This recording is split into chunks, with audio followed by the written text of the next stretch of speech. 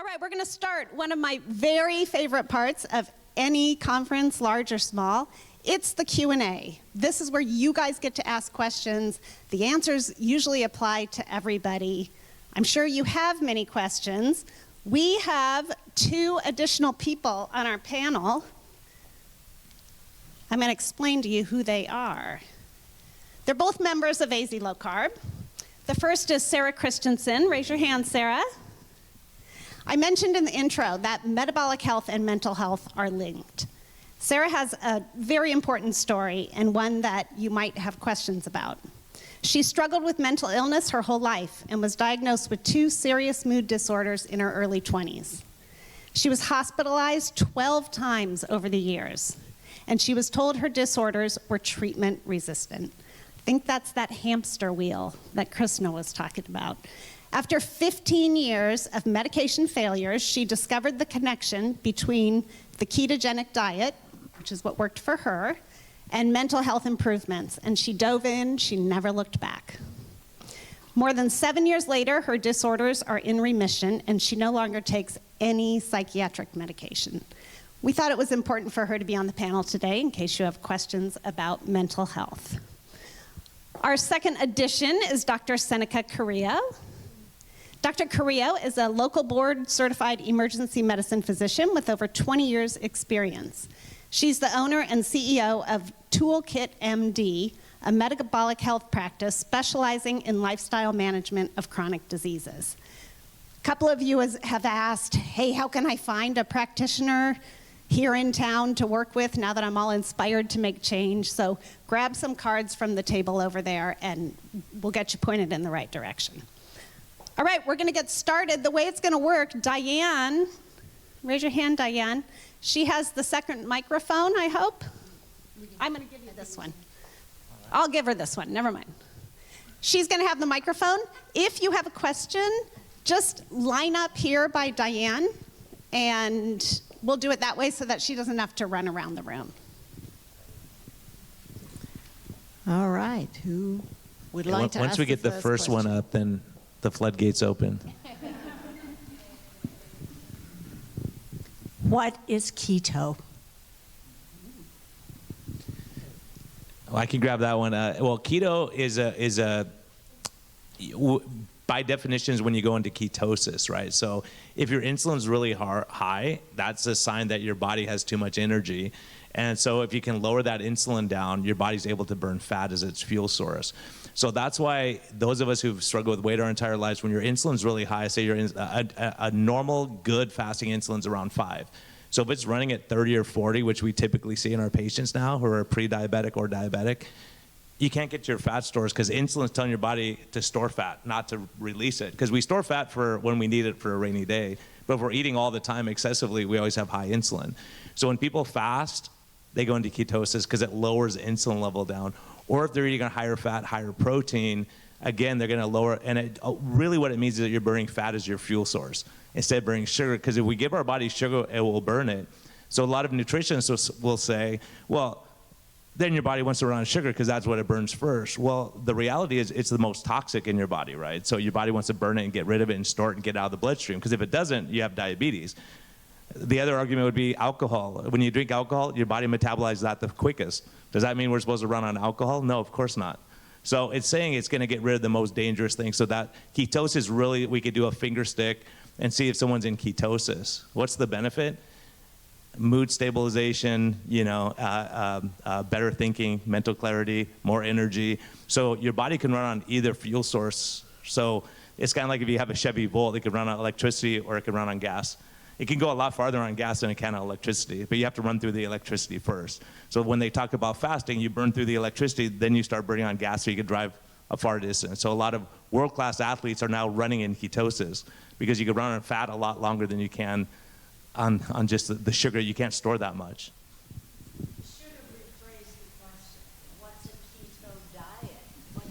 Yeah, a keto diet is really a very low carb. People say low carbohydrate, which may be 100 grams or 50 grams or 20 grams, depending on the practitioner. But keto is going so low that you go into ketosis. That's what a keto is. It's not a specific diet. It's mostly what you're taking away.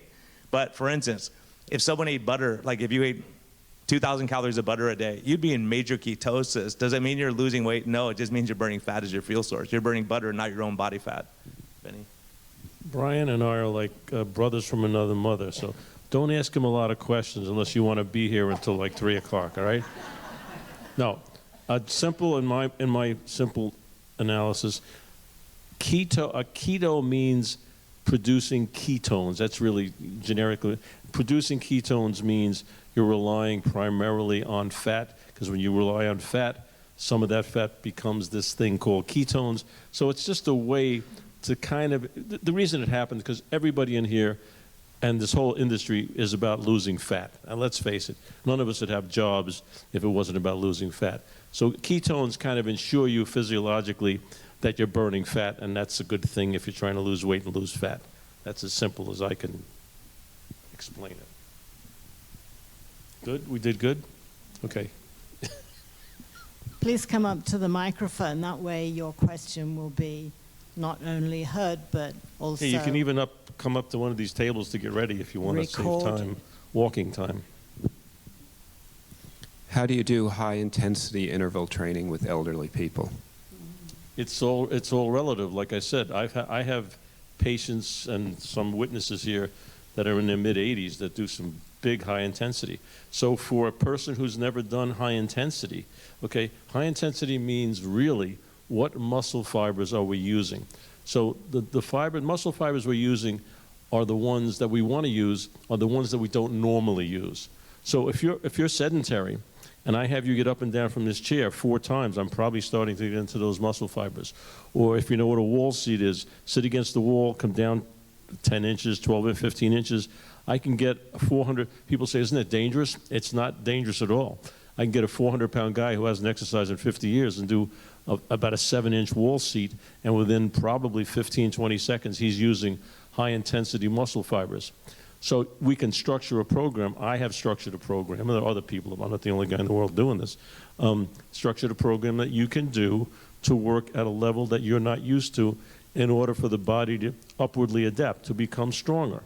And if there's function, you can improve upon it. I have people that have done high-intensity workouts completely in a wheelchair. Okay, so... That was going to be my follow-up. How do we do it for people in a wheelchair? What's that? I'm sorry. That was my follow-up, is how do we do it for people in a wheelchair? I've had people, we use bands. Okay, we do maybe some manual stuff. But it's just making someone or having someone work at a higher level than they're used to. Not necessarily more. In the beginning, more is harder. Okay, so if you can only walk a quarter of a mile, walking a half a mile is harder, more demanding, will allow those muscle fibers that we want to tax to be taxed to a threshold level to adapt upwardly. Okay, and then we can go into specifics and routines and things, but that's the basic concept. Thank you. So Hal, I had the same question because he was talking about high intensity. I go, how's my 400-pound diabetic going to do I'm picturing jumping up on boxes and doing this crazy workout. But what he's talking about is a slow, you could use resistant band, just hold it without moving until you get exhausted that muscle, right? That's high intensity exercise. It's a slow training so you're not hurting your joints. So even us old guys can do that kind of training to increase the muscle mass. So I just want to add, I actually did Dr. Ben's exercise program. It's very, very hard to generate lean muscle mass. And I did a little personal experiment, I haven't even told you this, that over a 3-month period, I did body composition study before and after. He has a workout, it's 2 days a week, it's 15 minutes at a stretch, that's it. It's very slow, deliberate movements to failure of each muscle group, and you can do it sitting. And I gained 4 pounds of lean muscle mass in that 3-month period. So it's very, very doable. And this is, this was the only thing I was doing. He really advocates for all the other additional activities like walking, golfing, whatever your interest is. But if you just do those 2 days a week, that's sometimes all you need to generate that storage capacity that we're talking about. Any other questions?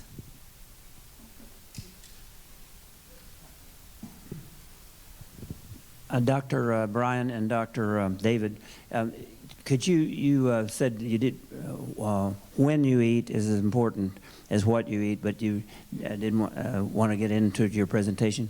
Can you take a few minutes and touch on that? Would that be maybe instructive for us? Yeah, I'll start. I'll give you a quick example. This one of my patients this week just said, my continuous glucose monitor is not working. And I said, why not? Let's look at your tracing. So on Monday, he wanted to see, because it was so flat because he was eating so low carb, he had a banana and 4 dates, and his sugar went to 220, came back down. And I said, well, that's what I would expect. And then he said, yeah, but look at 3 days later, I did the same thing. I ate the same thing and I had no response. I said, okay, let's look at your the tracing. He did Ben's workout, he did a good exercise, and his sugar went way up with that exercise because his body was releasing sugar for the muscles to burn, so we basically saw it on the freeway going there. Then he had he's more of a vegetarian-based diet, so he had a big omelet, and then he had the banana and the figs after. It had no sugar response because that extra sugar just went back to feed his muscles. Had he have sat all day, his sugars would have spiked more because he wouldn't have anywhere else to put it, right? And because he ate it after the protein, it held onto that sugar and released it slower, so it wasn't a panic. So Ben's workout is kind of it causes a panic in the body because you're burning sugar at such a fast rate because the muscles are demanding it. Where does the sugar come from? Your liver kicks out a bunch of sugar to keep the muscles going. So that's an example. So if you eat your dessert before dinner or on its own, or if you drink a Slurpee or something with a pure sugar, it goes straight up. But if you do it after a steak, you'll barely see it, even though it's the same amount of sugar. I would also say that circadian rhythm has a lot to do with it.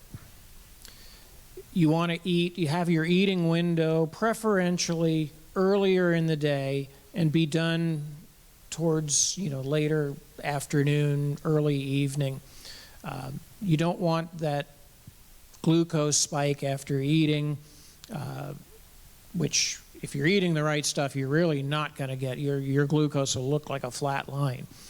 But circadian rhythm has a lot to do with it because of, when we sleep, when we're in repair mode, the brain's repairing itself, refreshing itself, cleaning out the previous day's metabolic, detritus, and this is what you don't want to, why sleep is so important. So having an earlier window to eat is very important. Now, in my case, my eating window's a little later because that's just our lifestyle. I don't get home from I-17 until usually after 6 p.m.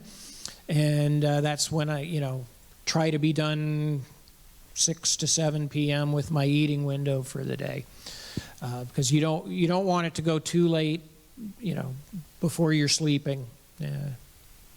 So basically, yeah, that's it. Circadian rhythm.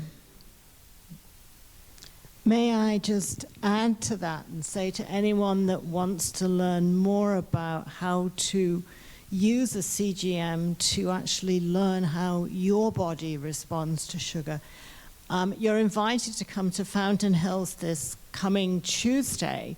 We have a metabolic support group that's been running for about 6 years, and we're back to meeting in person now.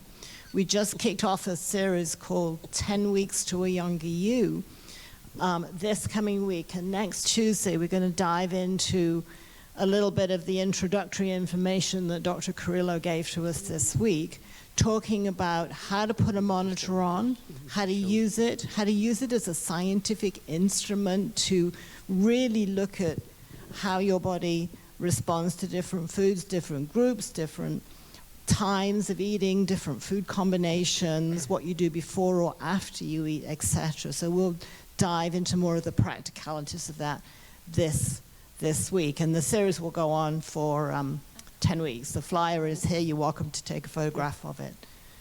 So. Oh, sorry. Okay, just before you even ask that, this might be relevant. Be honest here. How many people know what a CGM is? But not more than half, and you're interested. It's a continuous glucose monitor. It's a little thing you stick on your arm, and it tells you in time what your blood glucose or your blood sugar is doing. So you know what that is, because not everybody knows about CGMs. I just wanted to add one point about knowing where and when to eat. One of the big premises, I work primarily with a lot of individuals 50 and above, since I'm 60 and above. And you got to figure out the protein piece first. And that figuring out how you're going to be able to hit your protein target will determine a little bit of how you're going to space your meals, so where and when it's important to eat. I think it's also, there's a lot of good research, whether it's exactly that from Don Layman and various others, of getting that 30 gram per meal bolus of protein. So I think that also is important to take into consideration. It's how are you going to manage, because there's two levers you can pull, right? Help me out here, gentlemen. In building muscle, it's protein, or with nutrition is protein, and with exercise it's resistance training, and you need to be pulling both levers, and getting that protein piece right is paramount to figuring out where and when you're going to eat. And let me just answer your question of how do I get a prescription. Even though insurance will only cover them for certain diabetics, you can pay out of pocket. Most doctors, if you ask them, will give you a prescription if you say you want to manage your blood sugar and are willing to pay out of pocket. And the reason that most doctors will do that is because it's not a drug. It can't do you any harm. All it can do is give you information. Well, but I can't fire mine. I'm in the VA system, and if you ask about a blood glucose monitor, they call the mental ward. So I'm dead serious. I have doctors right now that are telling me that I'm the least healthiest patient they have. My BMI is 32, so supposedly I'm grossly morbidly obese. So is LeBron James, right? Right. So I asked for a blood glucose monitor, and they called the mental ward on me, because they're like, they're trying to force me on a vegan diet. That is what they force at the VA right now, and they put everybody on statins. So the question about where do you get the thing? That's a legitimate question. There are some doctors and some medical systems you can't get them at all. So if anybody has an idea, other than just going to one of the websites and getting one of their doctors to do it. Well, so I don't know if you know about the company Levels, right? Right. Levels will, it's a little bit pricier, and you sign up and you get a coach. Yeah, but they will often prescribe you that, and you don't actually have to meet with somebody. But there's a physician that prescribes it for you, but it's sent to you. I even thought about having my wife just ask her, because she's on TRICARE, because but in that system she can get it. But at the VA, I can't. So I thought about just having her get one, and I'll use it.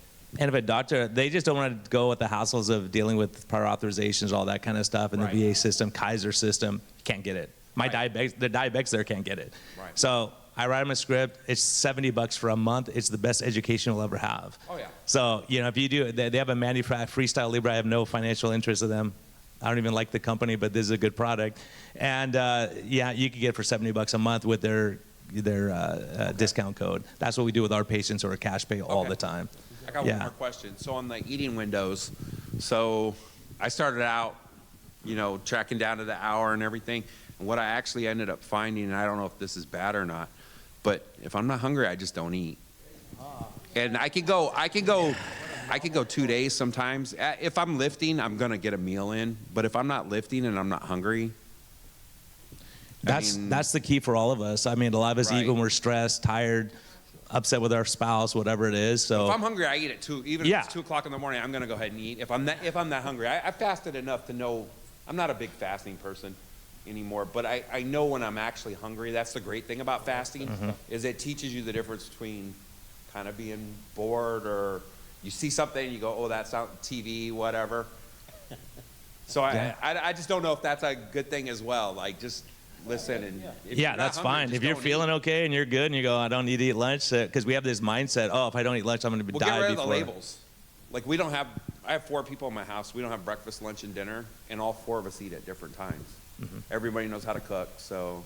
Yeah, you figure out what works, right? I mean, that's a huge thing to say. Yeah, so the other thing about this diurnal rhythm we're talking about, obviously, one thing that's clear in the hospital, the night nurses are obese compared to the day nurses. Why? They're eating to stay awake. They're stressed, and so they get into that. And plus, they're not getting enough sleep. Cortisol, as Ben talked about, all these things play a role. There was a company called Diet Solutions, and they started in San Diego, multi-million-dollar company, and the Padres and Chargers, all these people are going, I did this stuff and I lost weight, so they were selling it all over. It turns out it was a placebo, but the stuff you mixed with water, you drank it right before you went to bed, but you couldn't eat for 3 hours before you took it or it wouldn't work. The whole point was don't eat for 3 hours before you go to bed, and that stretches out that fasting I wasn't saying window. I eat at 2:30 in the morning. I'm just saying if I woke up and I was hungry enough. Yeah, you're listening to your body, and your body's telling you time to eat. Yeah, that's normal. That's how we should be, right? Right. Like lions don't eat all day because they go kill a zebra and they eat it, and they might not eat for 3 or 4 days, right? And they do Ben's workout too. They sprint and try to kill it. They don't jog around trying to find a I deer. have one more for Ben. Have you heard of Dr. Doug McGuff? He's almost the same program that you're describing. Dougie, I know Doug really well. Okay, good. Doug is a protege of mine, and nice. before he knew he was, because he learned from Ken Hutchins, Yes. who was a student of mine in the 1970s, and Ken wrote a book and said I created this, and it's very nice. But I don't even know if Doug knew me, but he does all of my stuff, and now I know him pretty well.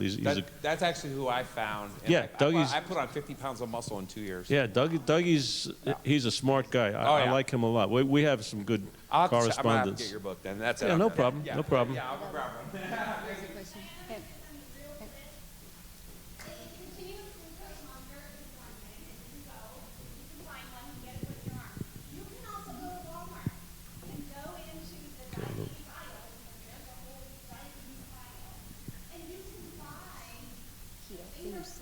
Yes.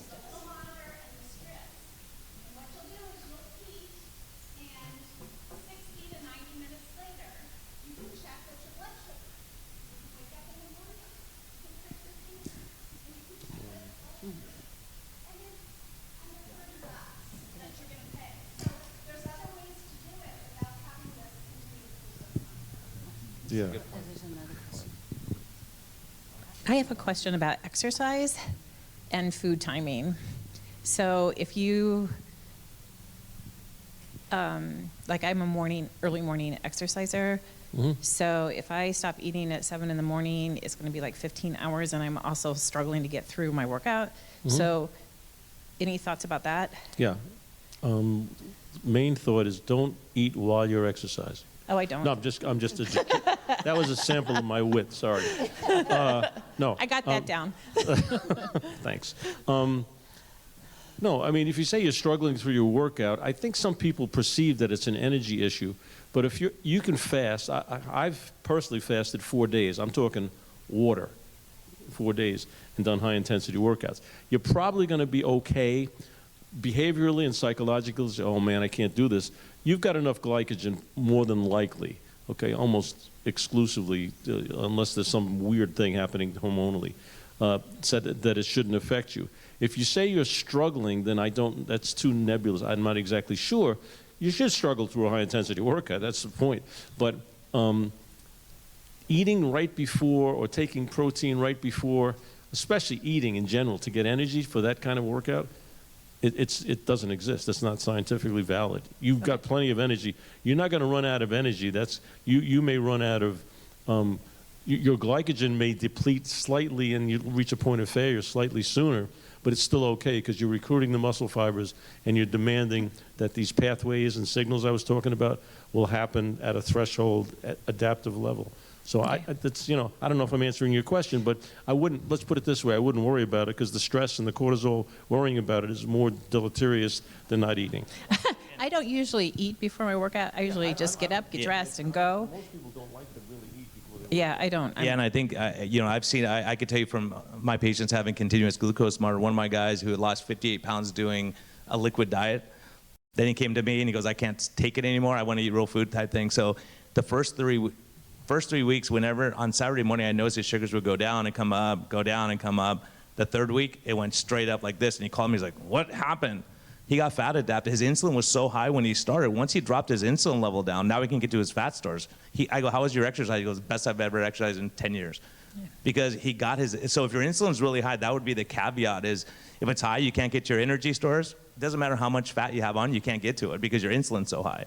So fasting actually lowers it. So Ben and I have discussions about this, like, am I better off if I'm trying to lose weight, should I do a low sustained exercise and then do his workout at the end? So that you can get your insulin low so that you're able to burn fat more, at a better rate. So yeah, you shouldn't have to eat before exercise for sure. I think one of the goals, just to add to that, is at some point we want to try and become metabolically flexible, right? So we have two fuels. We have the glucose, we have fat. And if we can switch between those two, we're much more adaptable. And so the longer you tend to improve your health and your metabolic markers, the easier it becomes to do exercise without any food in your gut beforehand or any quick energy source, because your body's sort of already adapting to pull that energy from your fat stores. But it often, I have people who start keto or low carb, and myself included, the first month was horrible trying to drum up the energy just because my body was not used to using the fat for fuel. But it does come eventually, so it's just as a time factor. There's an extreme example of this in a British physician called Ian Lake, who transitioned to a ketogenic fat-burning diet so his body could burn fat. He's actually a type 1 diabetic, and he took up a challenge to run 100 miles in 5 days, so that's 20 miles a day, completely fasted for the entire 5 days. Now, most people would say that was impossible for a type 1 diabetic, but because he was a fat burner, he was able to do it. Just from a coaching standpoint, also, that's my cousin, Patty, to say what I see also that some people forget about the piece that I'm sure you all talk about it too, is making sure that you have enough salt and electrolytes.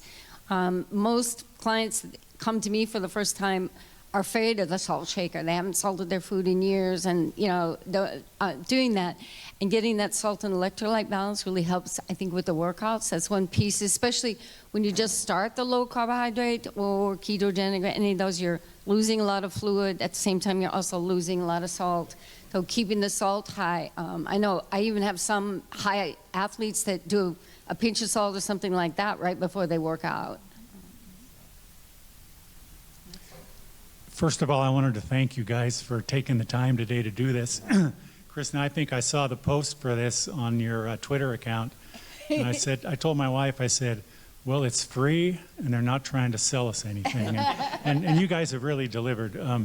But my question is, you talked a little bit about Jason Fung. When I first read his bit about intermittent fasting, I was kind of all in on it. I'd eat a ribeye a day for dinner, and I did that for a long time. And then I stumbled on the stuff now that comes out from Don Layman, where he talks about protein timing. And he asserts that it's really important, like to start your day, you should have between 30 and 50 grams. And you probably don't want to exceed, 50 grams because your body can't use it. And that goes against sort of what I was doing with the Jason Fung, 1 meal a day approach. So I see you have some comments on that. Yeah, I'd just like to get your input on it. I think he's a nice man. I don't agree with what he says. The latest studies, and a big study came out, and I wish I could. It was in Cell, I think. Anyway, right? You can utilize a huge amount of protein. You don't lose the effect. You don't have this 30, 40 gram limitation.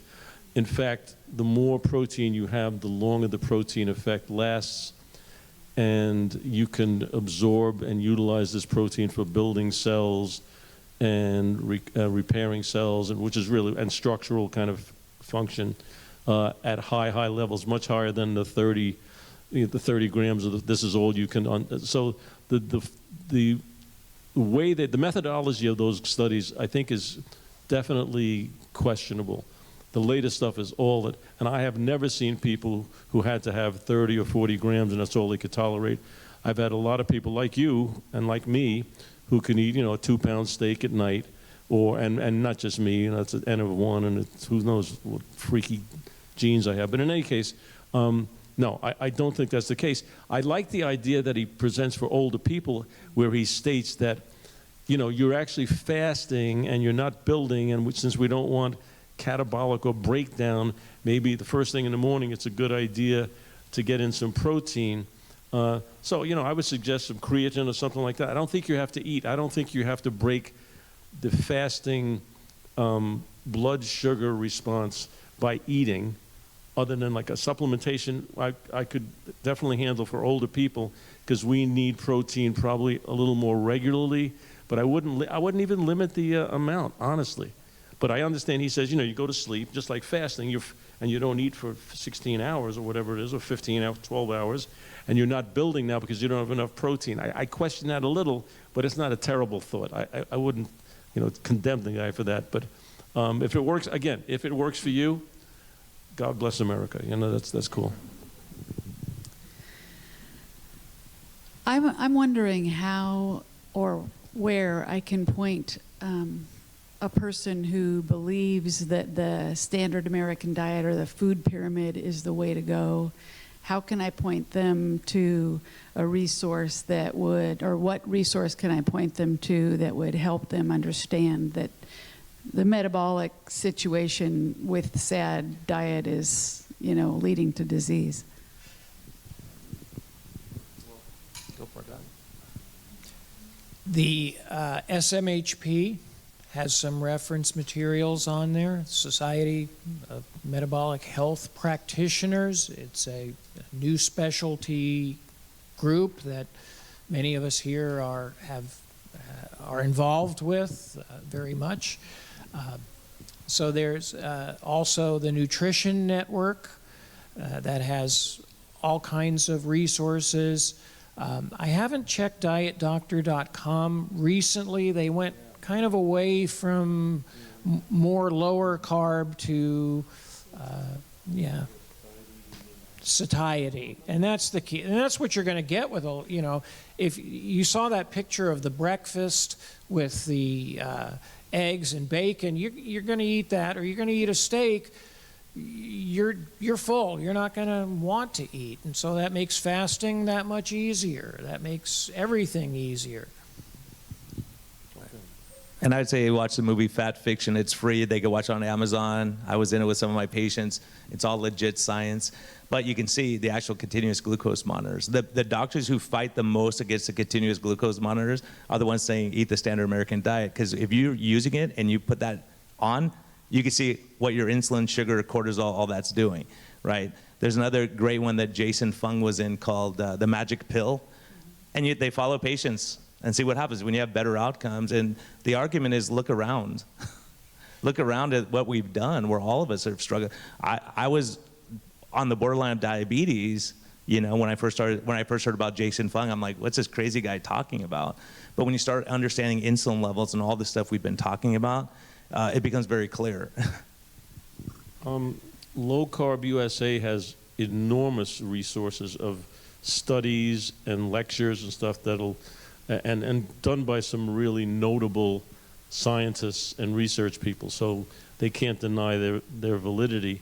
And I think that's a really good source. And the one thing about this, where this 5 meal a day thing happened. I mean, not all the people that don't believe exactly what we believe are bad people. They're just stupid. No, but 5 meals a day comes if you eat carbohydrates. Real quick.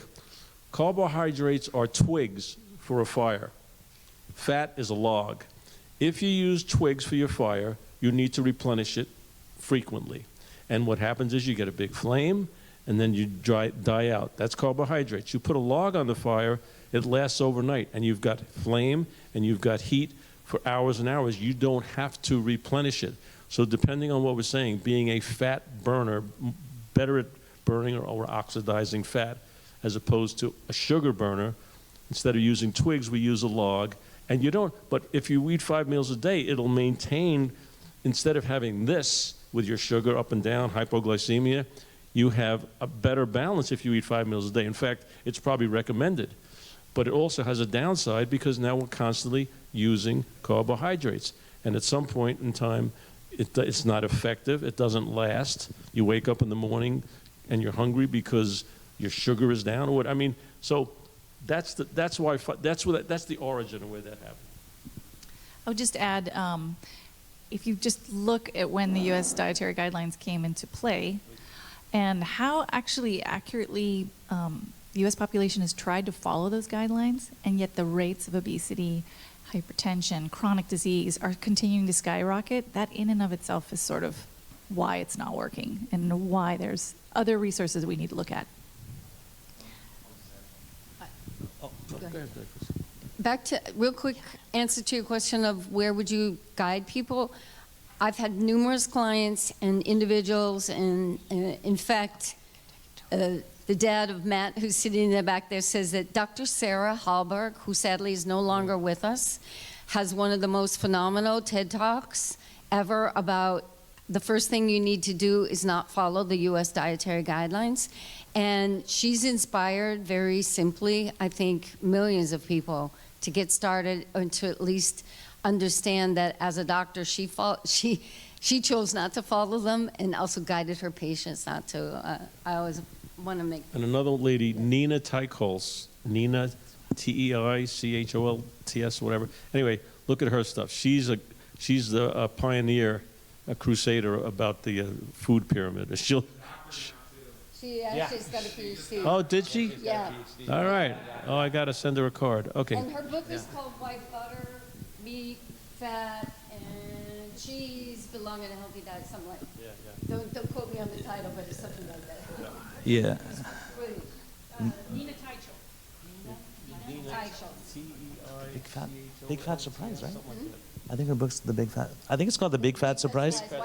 Yeah. Big Fat Surprise. Yeah, that's her book. And then you have to understand where our guidelines came from. It's ridiculous that on one side, the American Diabetes Association, their biggest sponsors are Coke, Pepsi, General Mills, all these terrible food companies. On the other side is pharma.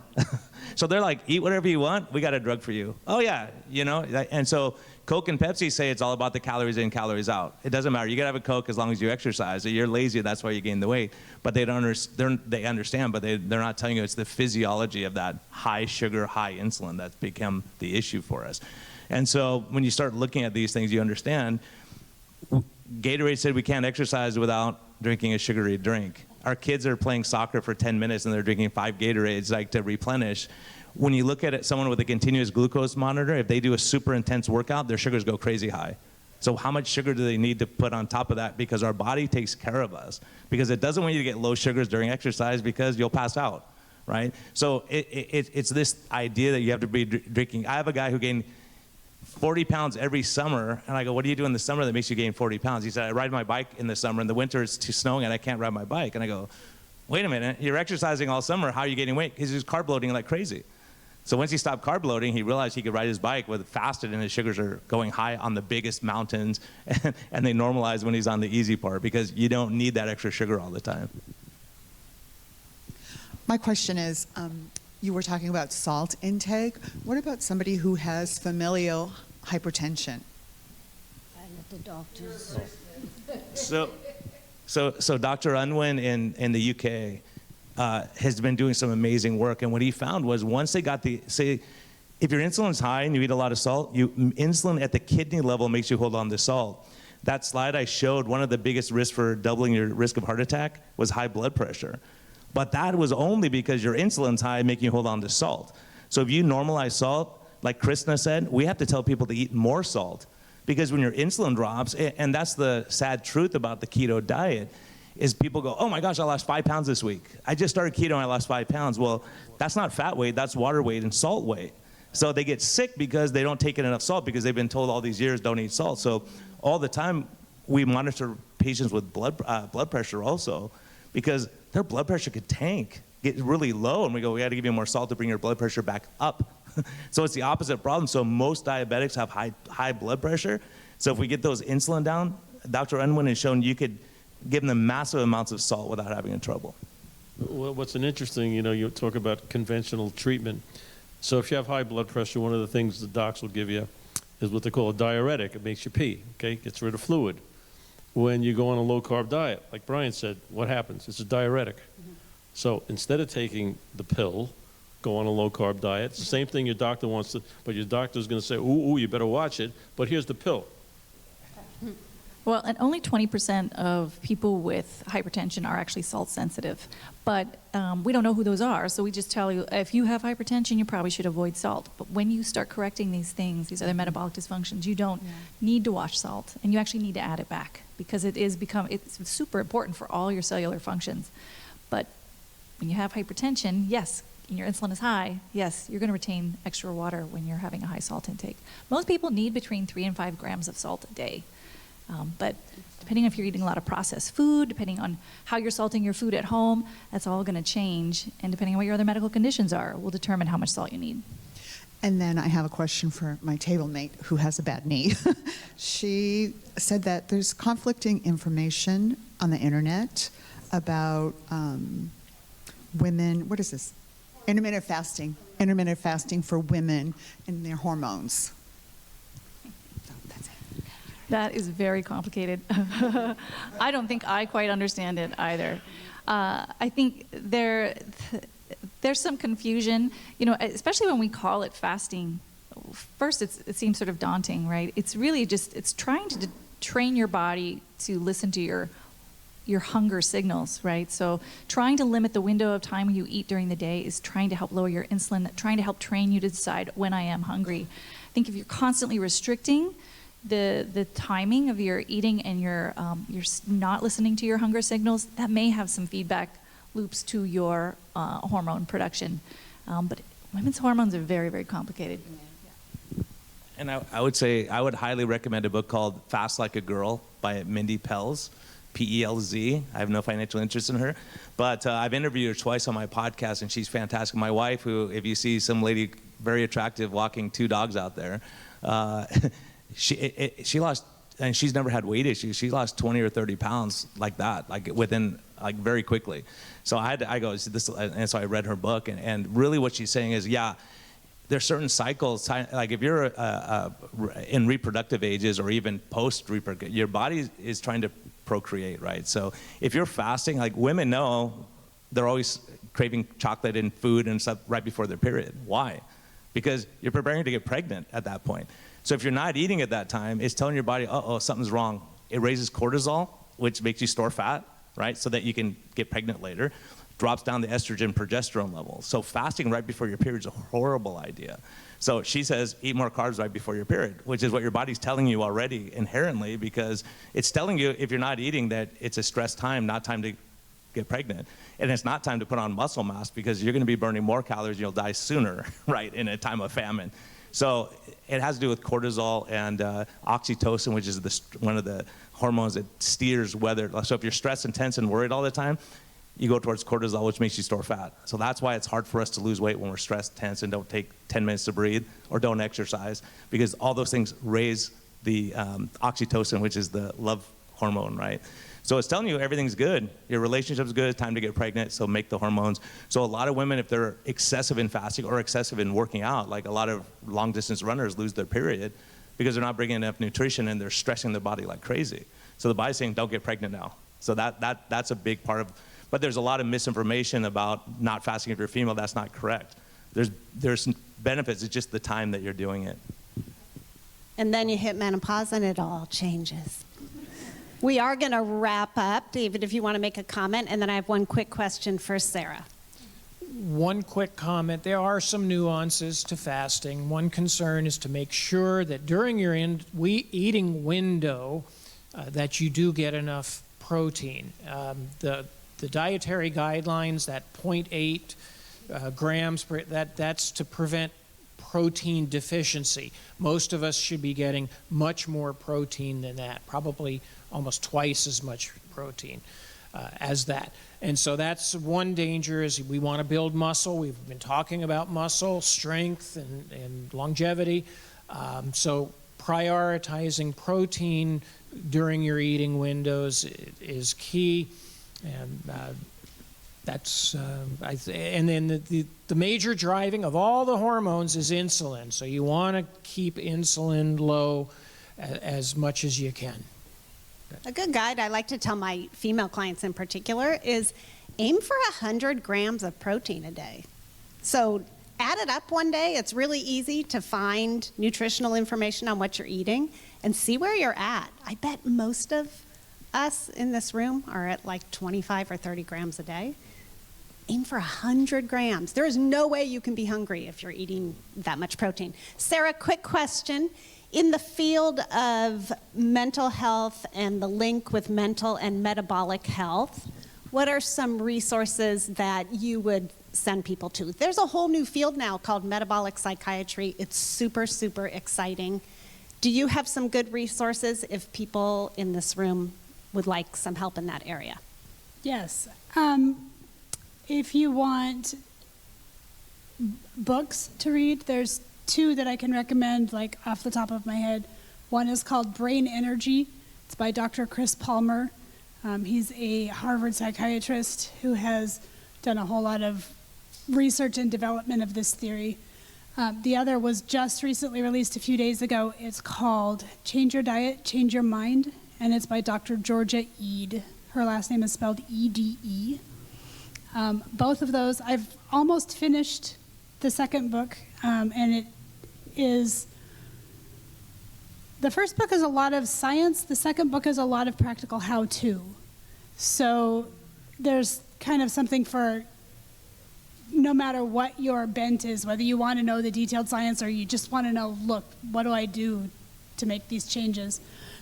Dr. Ede also has a website called diagnosisdiet.com, and that is one of the first places that I found comprehensible and easy to understand information about how what you eat can impact your mental health for better or for worse. Thank you so much. We have an email address, azlowcarb@gmail.com. That's good contact information. If you forgot to sign in, if you have a question, if you want to reach one of us, I will make sure that email gets to the appropriate person. So you can contact us that way. Have a beautiful rest of your Saturday. Huge thank you to our panel. And go have a healthy day.